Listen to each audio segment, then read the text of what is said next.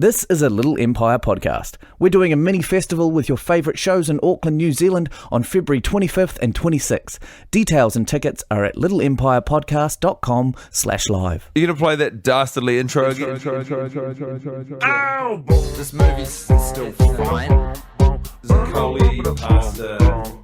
One of them dies, that guy's screw. One of them's a hottie, his name is Jay. One of them looks like Johnny Depp, and his name is Johnny Depp. Classic Maximum Joseph. You forget that films are supposed to have a point. Hello and welcome along to the worst idea of all time, episode 33. My name's Guy Montgomery. And my name is Tim Batt. Hello and welcome. Yeah, we've just watched We Are Your Friends for the 33rd time. In my instance, Tim, you of course, in your quest to have seen it more times than me, your selfish little side mission, have seen it 34 times now. I'm a little vixen guy. I just want to be better than you. I'm a sexy little competitive vixen. You are such a sexy little competitive vixen.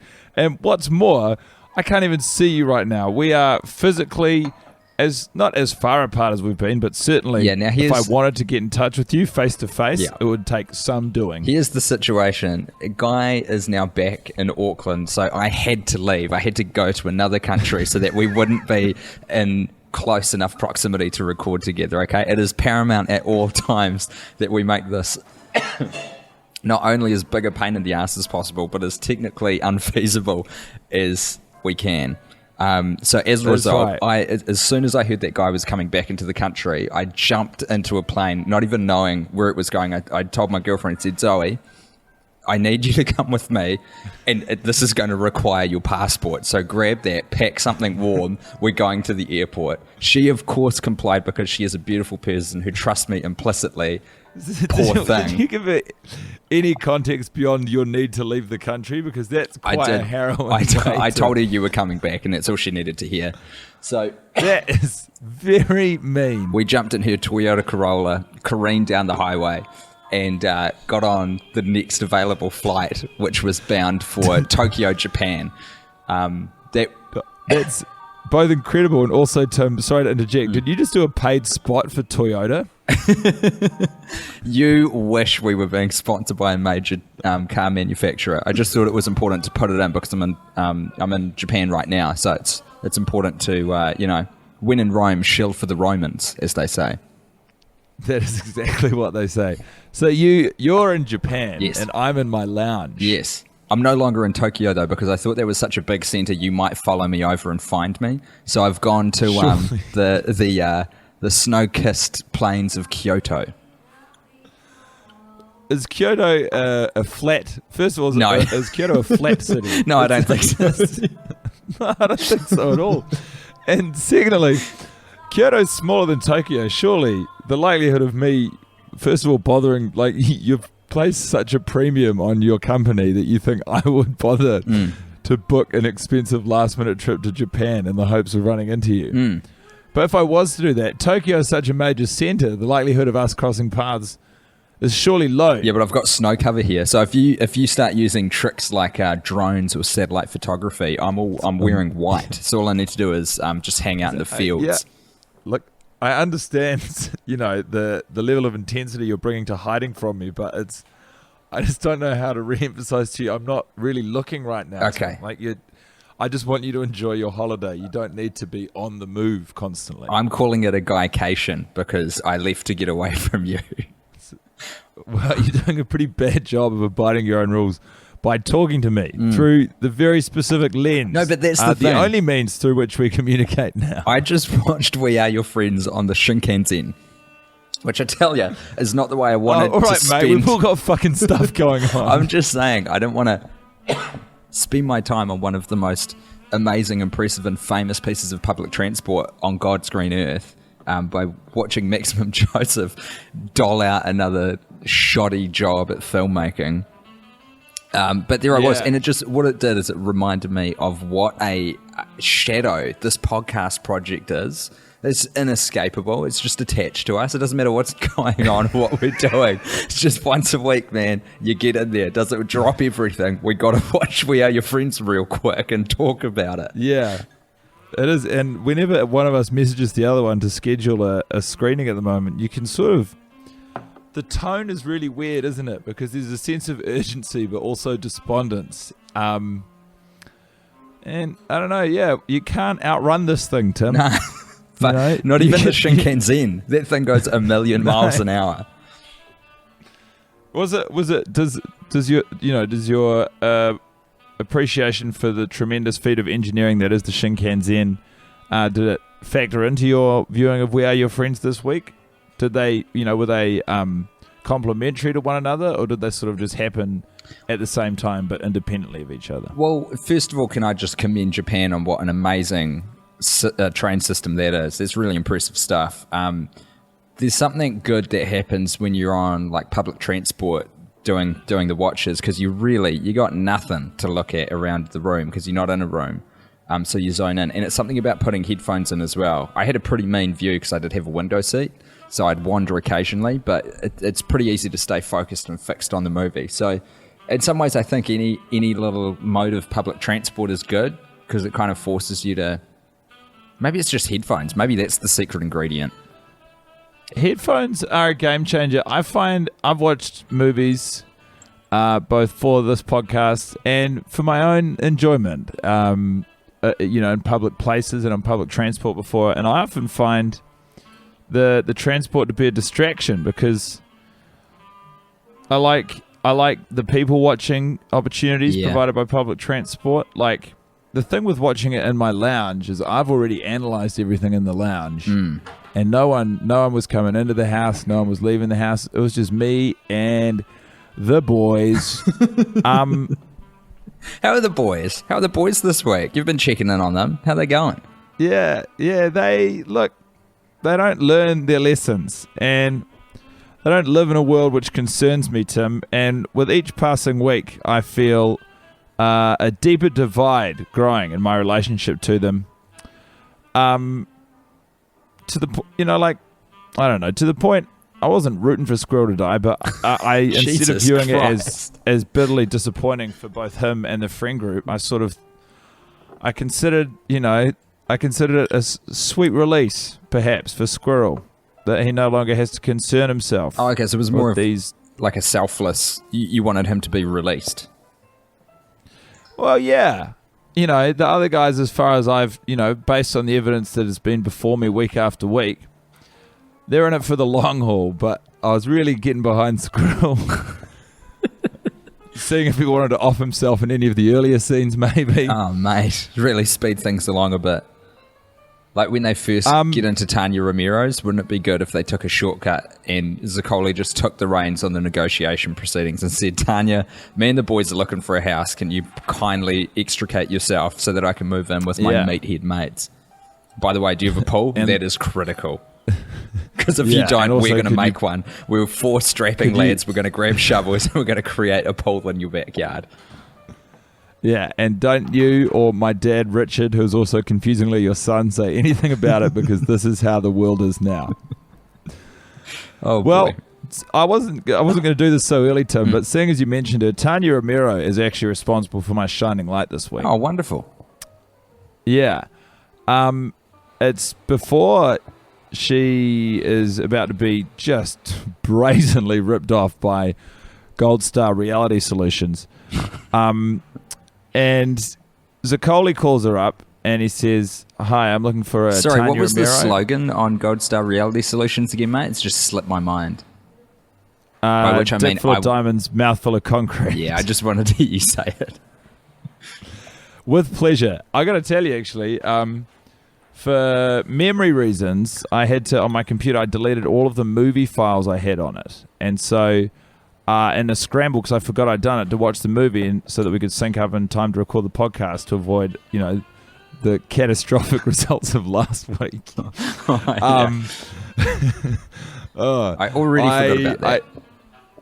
I had to, I found a, look, I'll if I see Zac Efron, I'll give him a $5, and same goes for you, Max from Joseph, but I found a stream, and the whole movie was in English, but all of the title cards that come up during the movie, like when Zacole's doing he's mansplaining DJing to Somalie. Yeah. And when Paige Laurel is doing his big pitch Harrell. at Gold Star Reality Solutions, well, according to the captions on mine, it was Laurel. Oh, shit. With an L. I've always thought it was Harrell also. Anyway, all of the title cards were in German, which German. it was a real pleasant change of pace. I don't know what language I was expecting you to say, but German was not even in my top 3. Nah, it's so weird because everything else, like the closed captions and all of the dialogue was in English, and there was just these random bursts of German. But that's neither hither nor thither, Tim, because the shining light was, as Zacole calls her up and says, I'm looking for a Paige, Tanya Romero. Tanya Romero says, this is she. And there's something I really love about people who sort of refer to themselves in the third person, but with, it's a personal pronoun, but rather than saying then, do you understand what I'm saying? I absolutely I'm Tanya do. Romero. Yeah. I just love it. This is she. Yeah. It's one of my favorite things in the English language too. I will look for any opportunity possible to say this is he in real life. It so rarely comes up now because like we don't phone each other anymore. You know? We sure don't. Like a random person wouldn't phone me up that often. Not often enough to go, hi, I'm looking for Tim Batt, for me to be able to answer this is he. But God, on the few times, maybe it's a sweeter fruit because it is so rare now, but on the few times when it does come up, I'm just chomping at the bit. I cannot get the syllables out fast enough when the opportunity arises. Yeah. I couldn't agree more. And we're in the fine company of Tanya Romero, who is also similarly inclined during phone calls from random punters who are in concrete office blocks trying to ream her for all she's worth. So that was your shining light, her delivery of that? Yeah, and just what it says about the character. I mean, you know, hindsight being what it is, I'm sure that she would look back on that phone call and wish she'd said, I don't know who she is. Please stop calling this phone number. But instead she said, this is she, and she lost her house. Got a box full of unmarked cash. And isn't that just a lesson for everyone in not having a landline? Like, isn't that the ultimate takeaway from that? If you have a landline, there's a good chance someone's going to take your house. Yeah. Secondly, if you have a landline, yeah, there's a pretty high chance that you haven't kept up with the times and your house is going to be in foreclosure. Like, even if things aren't going that well at home, and you're aware of it, but you've got a landline, just get rid of the landline. And you would be amazed at the results that you'll see almost immediately. Guy, I don't know if you can hear a lot of the background noise here, but I'm in like a pretty delightful low-key bar that's attached to the hotel I'm staying at in Kyoto, getting a lot of looks at the setup. Let me paint a picture for you. I've got a cup of coffee, a glass of apple juice, and a glass of water in front of me, a passport. That's a lot of liquids already. That's a lot. Travel documents, a passport, a wallet, a portable battery pack, a recording device, a really, to be frank, oversized microphone. Are you wearing a t-shirt that says, please mug me? I'm not from around here. I'm wearing the banana t-shirt, so effectively, yes. I've got my laptop in front of me at the table, and I just can't help but think that I'm ruining people's wonderful time in this very magical city. Well, yeah. I mean, if not for your horrible New Zealand accent cutting across the bar, yeah. I can hear the sound of some sort of brass-based jazz playing out. Yeah, luckily it's not a live band, but can you imagine if I had the audacity to park up next to a jazz three-piece and bust one of these out? Good God. Sorry, guys. I got to do it. Heard of the worst idea of all time? Oh boy. Hey, listen, I want to throw some stuff at you because I tell you what, being in public transport gives you a bit of thinking time and really zoning in on the movie, lets things percolate, and I haven't felt this focus since when I came up with the Dick Bot Brady paradigm for Sex and the City 2. So you ready for some knowledge? Tim, I'm terrified, but please don't let that stop you. I've scrolled down some pretty incomprehensible notes, so there's a good chance that I won't even kind of get hip to what I was trying to say in the moment, but I seem to have been tugging at a bit of a thread that Lucifer embodies both James Reed from The Feelers and Paige Laurel in this movie. Firstly, they're the only two characters that are super duper prominent, but they're never seen together, ever. They're never in a scene together. Paige, right? Let's think about these guys' kind of motivations and backgrounds respectively, because the film has paid great attention to giving us certain clues, I think, laying out all the breadcrumbs for us to follow this path. So what do we know about James Reed from The Feelers? He drinks, he smokes, he gambles. We know that specifically from the phone call when he's booking in his Vegas gig and he needs a blackjack day for it. He goes to strip clubs, we know that. And he doesn't like organised sports, but he does love seeing grown men beat the crap out of each other. So he's kind of shirked all of the bit of sports that's like camaraderie, teamwork, humans getting along and working together for a common goal, but he just loves the visceral kind of physical fight, violent aspects of it, right? Yeah. So I follow you. Just as a quick sidebar, Yeah. what are your thoughts on golf, Tim?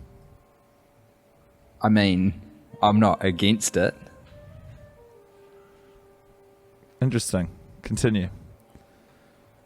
He gives Zacole a real dark speech in the bar about the things he has to walk around with and not being alive, that Zacole hasn't been alive long enough to know the meaning of the word irreparable. And People learn at different times. That's always frustrated me. And he also, on his birthday, you know, when he comes home hammered, he said, it's a good philosophy. If everyone did what they wanted all the time, everyone would be happy.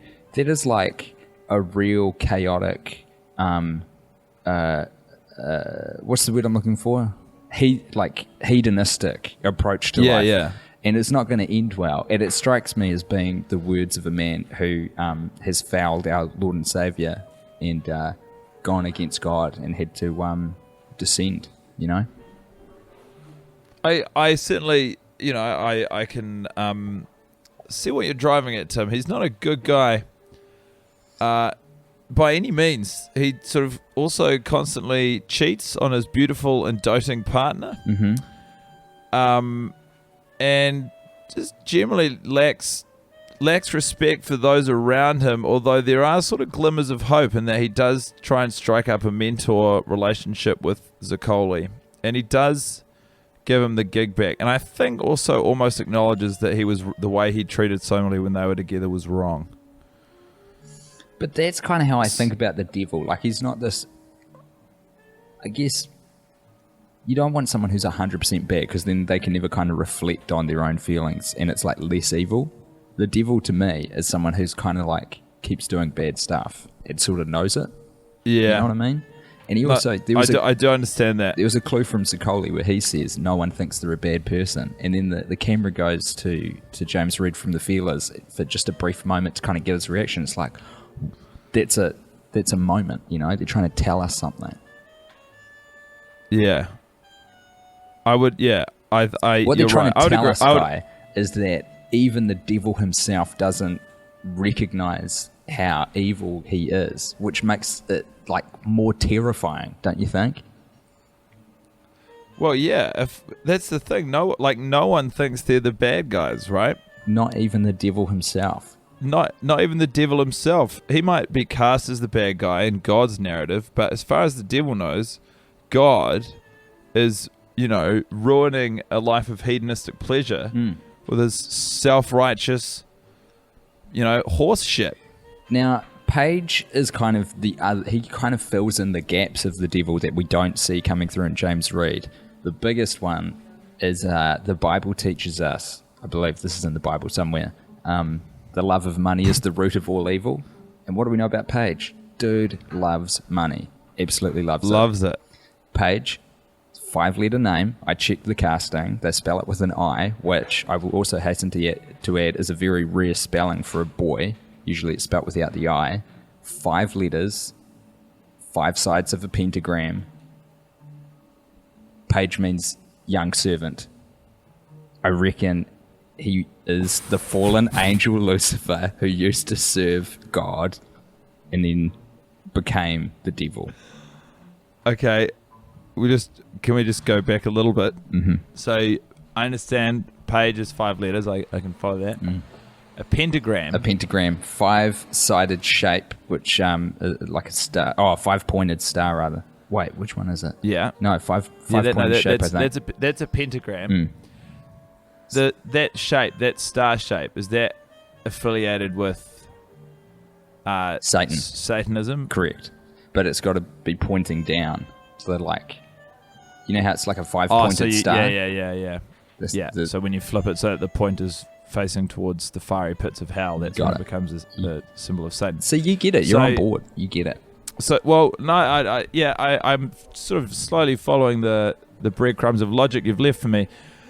And so the combination of the 5 points of the pentagram and the 5 letters spelling Paige's name, that and his love of money, which is the root of all evil, those sort of 3 facts are enough to suggest or maybe even confirm that there was one Paige other bit, but it's a little bit more tenuous.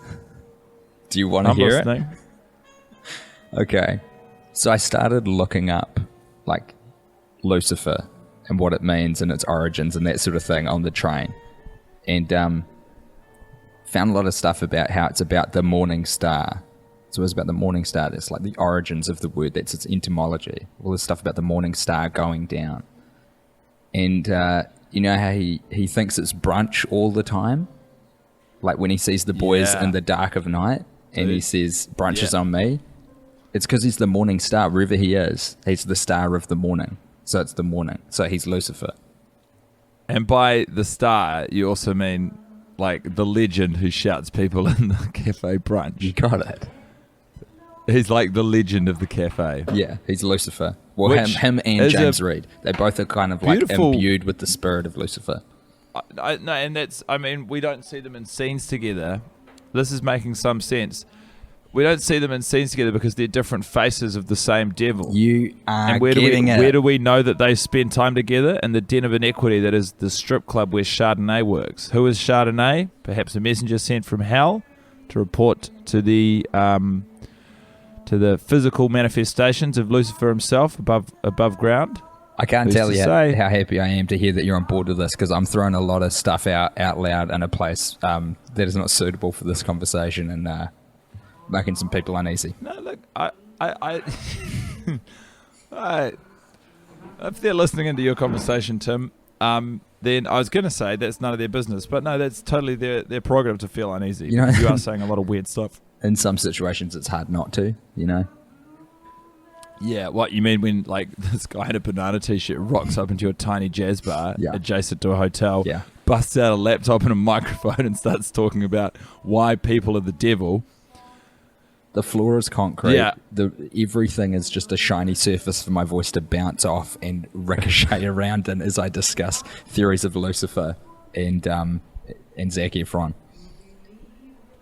No, certainly, I think it's interesting. It's because those are the idea of doing the right thing are themes that the film tries to play with. I think, right? Like we see the boys decide that they can no longer work for Paige Harrell after the death of Squirrel because, you know, they've seen how he operates. They've seen what Gold Star Reality Solutions does to innocent people, hardworking people like Tanya Romero.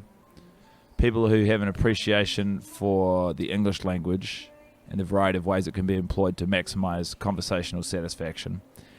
And they've said, not for me. And who does that leave? Johnny Depp as the final recruit, really, for well, not the final recruit, but you know, the only successful recruit. But that makes sense too, because he's the one who looks the most like the devil. Yeah, well, in but fact, you can imagine. Holy crap, dude! We might have stumbled into something here. You know how we've always been confused about why he shaves his moustache off? Yeah. And Jahir goes, "Why'd you shave it?" Maybe that's why. Yeah. Because it's supposed to be like a visual signifier that he is following Lucifer into the pits of hell. Why would they put it in the movie otherwise?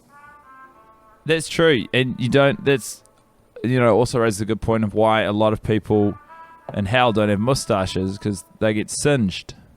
Well, that's true. By the hot air. But a goatee, if you pay close attention, it's protected on all sides by kind of chin and skin.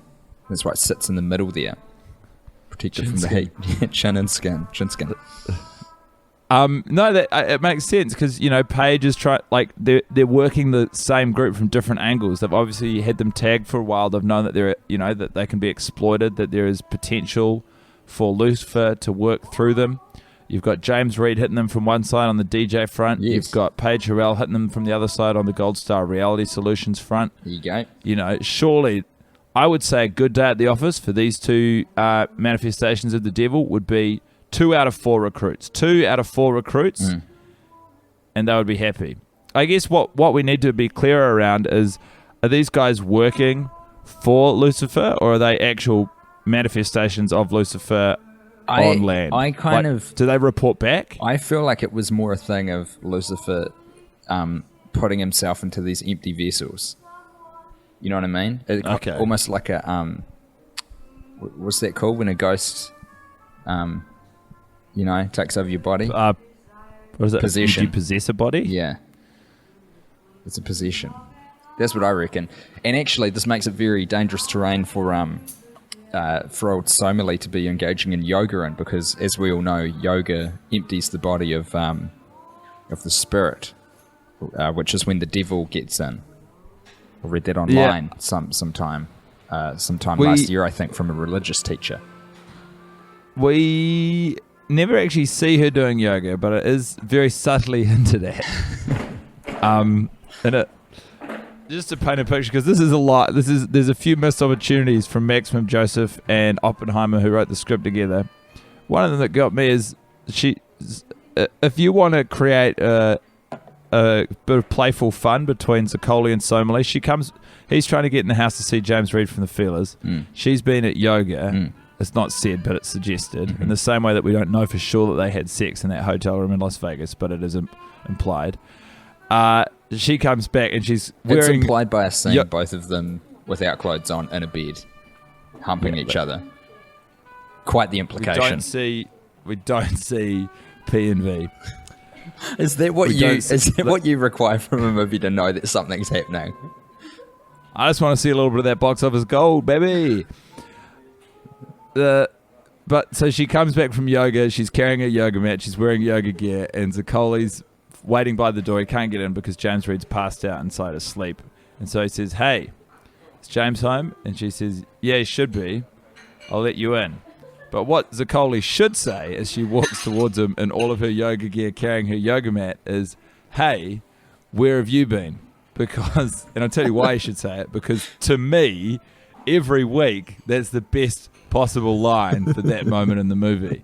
And yet every week, you think that they use it? No, they pass it up time after fucking time. That's why I walked out on the production. That's why I said I cannot work under these circumstances, because my opinions aren't being taken seriously. You offered that up, so I remember that day. It was a heavy, heavy day on set. No one was happy about that. It was a heck of a day. Hey, I think you really opened something up. Also, I can't remember the exact details of Kevin, the spawn of Somalie and Zacole's. Okay, well, can I just... child. Sorry, before you tack that in, we've got to also recognise the fact that both iterations of the devil are targeting Zacole. So clearly this guy is important. Possibly the second coming. Oh. So continue. Oh, no, okay. Which makes Somalie to make this an even second more... Virgin Mary? Yeah. Just to make this a slightly more sprawling blend of, Christian mythology and pop culture. Yeah. Could it be, because we believe that Zacole is the second coming, he's being hotly contested by the devil, and he appears to show just enough willpower that maybe he could still, it's not answered whether or not he is, where his spirit will land, what side of the battle between good and evil he will take. He creates a spawn. So everyone thought that Zacole was the, all-powerful, all-deciding, or potentially all-powerful, all-deciding final say in this battle between good and evil. Mm-hmm. But then he has a child called Kevin with Somalie, the most beautiful person in the history of the planet, impossible to make eye contact with, runs a Ferris wheel. Yeah, it's right. I forgot about the Ferris wheel. Yeah. Yeah. But is it possible that Zacole was merely a vessel through which the actual greatest power would arrive. In the same way that everyone thought that Goku was going to be the one who had to defeat Cell, but it actually had to be his son, Gohan, because he was capable of going Super Saiyan level 2 when, as far as we all understood as Dragon Ball Z fans, the only option was Super Saiyan level 1, which clearly wasn't enough to defeat Cell. Well, this is appropriate, me being in Japan, that we get onto this track. So, who did he have to merge with Trunks to defeat? Was that Majin Buu? Was that later? Or was that Cell? I think that was later. I think Was that Perfect Cell? Majin Buu, yeah. That's how I understand it. It's been quite a number of years. It's been so long. God, it was good though. And I tell honestly, you what, you get a reminder everywhere around here that it still exists, and I'm just happy to be reminded about it. yeah, I just Googled Gohan, and he is older now. He's not the lovable young rogue I remember. He's kind of hot. Now you see him old in the. Hey, we should do a message from our sponsors, because this is getting wildly off track, and it's hard to even call something on this podcast off track because it seems like it's all good. But let's refocus for a second. Ow! This movie's still fine. Get in there, Guy. Who are we sponsored by this week? This week, the worst idea of all time is brought to you by our friends at Audible. That's right. They still love us. Yes. And we, them. Why do we love them, Tim? Because they're a great purveyor of online, on-demand audio content, which you can get anywhere that you get the internet. And sometimes even after that, because then you download it and you've got it. It is a real joy to be in bed with the good folks at Audible, because I love books, I love learning, I love, feeling and being superior to those around me. And the good folks at audible.com provide a very easy-to-use platform where you can feel exactly that. I recently read, I haven't listened to, but read the biography of Steve Jobs, written by noted biographer Walter Isaacson. And in researching the fantastic layout of the Audible website, I see that is available for your consumption if you so choose. You curious about Steve Jobs, Tim? Very curious. What a figure. What a man. He was a bad guy who was also very good at what he did. It is a riveting story from start to finish. I gotta say, I wouldn't want him to be my dad, but I'm glad he made the things he did. And you can hear that charming story of bad fatherhood and inventiveness.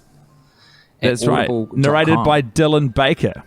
I don't know what his voice sounds like, but if he's been tasked with the Jobs book, you've got to assume it is a doozy. I'm reading a book about Putin at the moment. Oh, and it is on here. Fantastic. It's called The New Tsar, The Rise and Reign of Vladimir Putin. And that is one of the books available for free. If you sign up now at audible.com/try now, you get a 30-day free membership and a book to download of your choice. That could be it. That's 22 hours and 54 minutes and a 4.5 star rated book out of over 700 ratings of your audio pleasure. Get it in ya. audible.com/try now. Ow! This movie's still fine. So, Guy, we're back. Let's get this Shinkansen back on the rails, because as we all know, when a train's going this fast and it gets off, ooh, shit gets messy. So I want to throw at you my shining light, if I may. Please, could you? It's when they're getting paid, like all of us on payday, we'd like to go to a exotic location with a view, hopefully overlooking a valley of some sort. We like to put on long pants, long sleeves, in the beating Californian sun. Maybe a leather jacket if you've got it. To a sort of raised plateau overlooking a suburban desert, and just stand there, really, not talk to each other, just wait for our fourth friend to show up with our money. Yeah. That's true, Tim. Well, not do nothing, because they are all telling stories about romantic escapades from the night prior, except for Zacole. And I'd never noticed this before, but this is my shining light. Zacole has his headphones on while both Squirrel and Jarhead are sharing their stories of woe and sin the night before, and it occurred to me that even Zacole can't stand these guys rabbiting on, and he's just listening to some beats before Johnny Depp gets there with the paycheck, and I love that. I love the sense of ceremony they have about getting their recompense for their job. I love that he still goes through those steps, but he hates the guys enough that he will put his headphones in to tune them out, and then only take them off when it's go time for the cashish.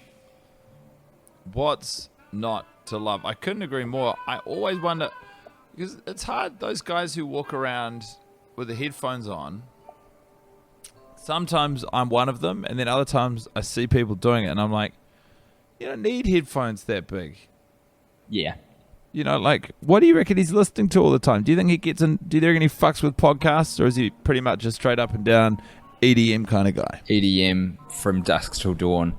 And if I had to guess, it's like probably different remixes of Darude Sandstorm, just 24/7. Just that's it. That's the only thing his Samsung Galaxy S3, which from memory he's rocking, can play. Like, it's a modded version of the device. All it will play is different versions of Sandstorm. He's got one hidden version of the Bob Sinclair song Love Generation hidden in a secret file on his phone. He's too embarrassed for anyone to find out.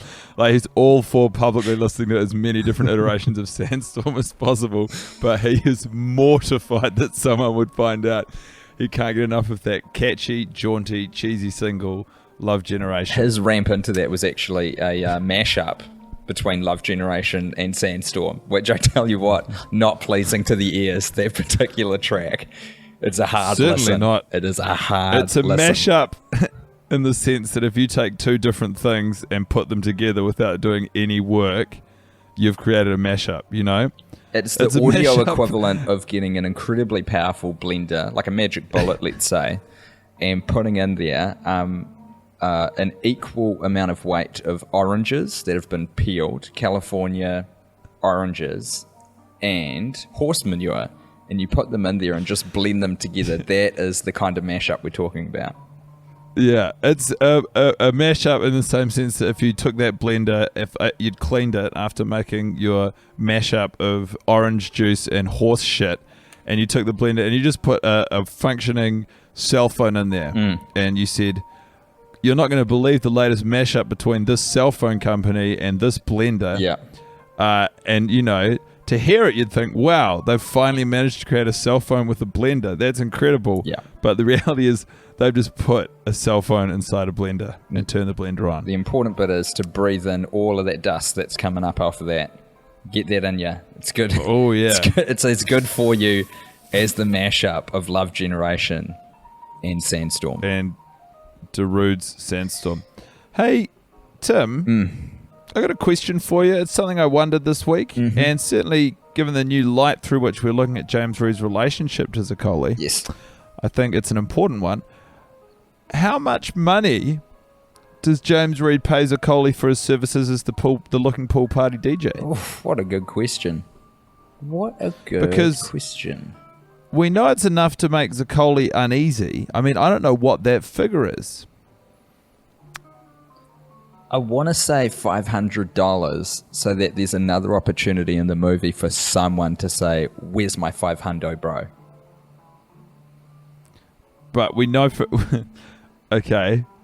The only real person I can think of in the movie who would get to say that is maybe Zacole at the bank when they say the account that you're being paid from is overdrawn. I'm sorry, sir, but that check is no good. Well, I like that. That's a great opportunity for that line to come up in. Where he's going to the bank to cash a check made out to cash for $500, slams it down on the teller's desk and goes, where's my $500, bro? Screams it at the bank teller. I'm not going to do the guy's accent because, as I've mentioned before, I'm in a beautiful little jazz bar at a hotel in Kyoto, Japan. So well, I think I'm to extend the lowest amount of respect that you possibly can to your fellow patrons. Yeah, you got you it. huge piece of shit.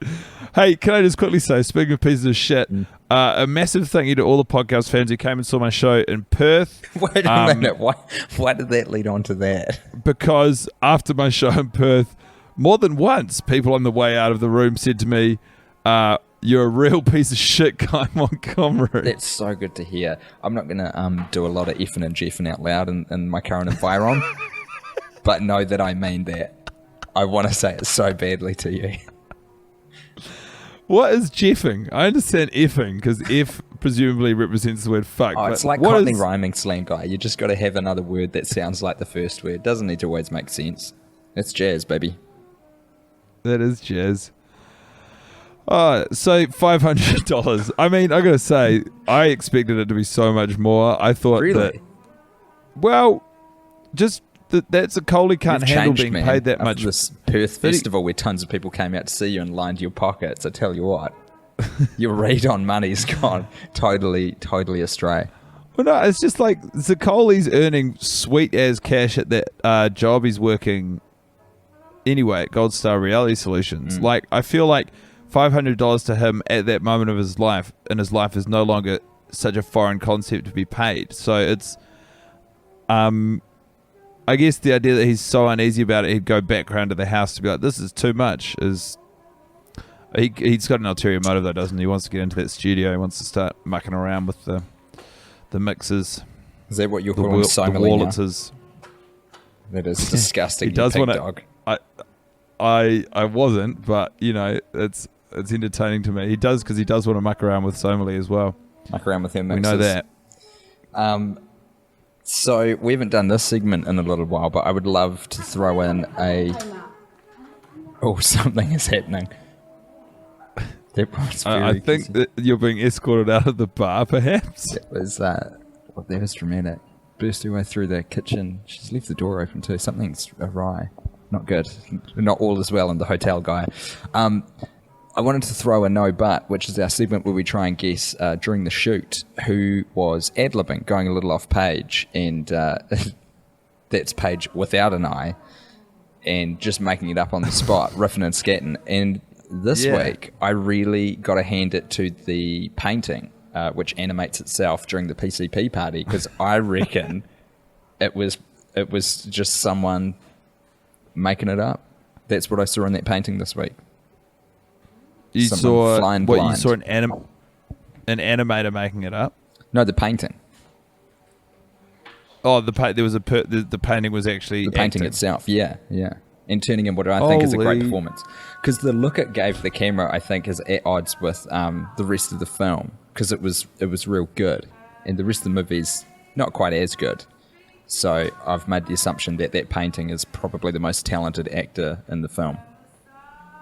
Well, there you go. I actually had a bit of a moment with the animation of the painting and stuff. I thought what could be nice this week is if the movie openly acknowledged that Zacole was high on PCP and the entire rest of the movie was animated. Like, wouldn't that actually be playing with the form if the painting animates and it bleeds out and it takes hold of their bodies and their faces so that they become animated, as actually happens in the film, but then the rest of the movie is just set inside of this animated world? Very Wizard of Oz. You know how it starts in black and white, and then she gets to Oz and suddenly the floodgates of colour open. God, that's a moment, isn't it? How good is that? When you first see Wizard of Oz, you're like, oh yeah.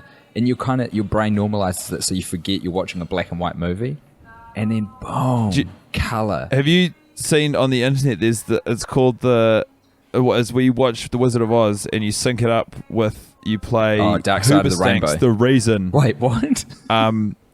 You just play Hoobastank's The Reason on a loop over and over, and it syncs up perfectly. Like, each little part of the movie represents a perfect video clip for the song The Reason by Hoobastank. I wasn't aware of that one, no. I guess people are mucking around with that movie as much as Zacole would like to muck around with the mixes on Somalie, huh? Getting out there, having a fiddle with the Wizard of Oz. Listen, there's an important piece of business we haven't gotten to, which we've got to do before we get out of here, you know, realistically. And we're in a jazz bar, so this has never felt so fitting, and I will never be so embarrassed to do the podcast by myself talking into a microphone and a cell phone again. But here we go. Getting sentimental with James Reed. Possibly our worst one yet. Yeah, not good stuff. Not good stuff from us, but great stuff from James Reed. Yeah, as always. Well, I guess this is the first week where we've had a broader idea of, what James Reed as a character might want out of it. It's a self-serving gift, he says. Is this an open acknowledgement that he is the devil incarnate? Who's to say? Can I also just quickly ask Tim before we get into it for this week? Mm-hmm. Did you do one last week? Do one what? Getting sentimental? Couldn't even tell you. Don't know. On the Ships in the Night episode? I think so. Not 100% sure. I was so curious when I was doing mine. I was like, shit, I wonder if Tim's... I was just so fascinated. What did you... Then, what was yours? I listened to it, but I didn't. It was a Swiss Army knife. But not one with all the bells and whistles, just a real, bareback knife, corkscrew, toothpick, tweezers, bottle opener. Kind of such an indictment there. We really should start listening to our own podcast, but I guess usually we don't have to. I should listen to that episode though. Yeah, the beauty of it is, Tim, we're living it. Yeah, it's true. So this week, Guy, take it away. What do we got in that beautiful, crisp MacBook Pro looking box? Well, I'm thinking out loud over here that, he might want to start showing his hand a little more, because Zacole, by all accounts, is showing himself to be not morally upstanding, but certainly not quite as penetrable as both Paige or Laurel and James Reed might have thought, James Reed from the Fiddles. So I'm thinking perhaps it's just a note written in blood that says... I am devil. Join me? ? And that's it. Yeah, I like that a lot. It's simple. It's effective. I reckon he's got really good penmanship too. Doesn't matter what the medium is. Yeah, I mean, if you can call it penmanship, because he did write it with his finger. Yeah. Fingership? And, I mean, I guess what I'm curious about is how do you think Zacole would react to this? I think positively. I think the man is an artist and he can recognise art. Well, you know what they say about artists, Tim, don't you? What? They say every great artist, they have this moment where they stop being an admirer and they find their signature. And then James Reed would snatch the piece of paper back off Zacole and realise he hasn't signed it and sign it in blood. And then say, that's my signature, that's my blood. What are you going to do about it, bro? And I think that is where we will leave the worst idea of all time episode. What did we settle on? 34? 33. Sure. Oh, wait, a 3's satanic as well? I gotta look this. I think 33 something in with the Freemasons. Look, I'll do some Googling, get that Illuminati directory of websites up again, fire up the old Illuminati box that I have a separate computer that I Google this sort of stuff on, you see, so it keeps my internet history clear for the other ones. It's good. It's good to have two computers. I've got separate computers as well. I've got 3 different computers. One of them is exclusively copies of Bob Sinclair's fantastic earworm Love Generation. And I've already said too much by revealing that on the podcast. Okay. I'll let you get back to your 3 computers. I'm going to go out there and have a look and see what Kyoto's got to offer. Thanks for joining us this week. God bless you. And please come to our live show, which is happening as part of the Little Empire Live Podcast Festival. Sweet baby Jesus, please come along to that, because we're flying blind out there. I don't know if anyone gives a shit. It's in Auckland, by the way, so you've got to be in Auckland, New Zealand to enjoy it. There were a lot of disappointed people in Perth who have become converts to all of your Little Empire, the entire stable of Little Empire products, and were so frustrated that they wouldn't be able to make it, to the festival. Well, you can't. I don't know what to tell you. I told them bravely that we will. I said we'll do it anyway. That's what I said. Okay. What, the show or? Oh, the festival in Auckland. I'm with you. Yeah, we are going to do it anyway. So please, if you're in Auckland, would love for you to come. If you just want to go to one of the shows like ours, I think it's only 12 New Zealand dollars, which is about 50 cents American. Or you can go to all of them for 35, I believe. Just go to littleempirepodcast.com/live. As I mentioned, Little Empire Podcasts, snapped up by somebody else. Support the cause. Stay frosty out there. Guy, it's always a pleasure talking to you.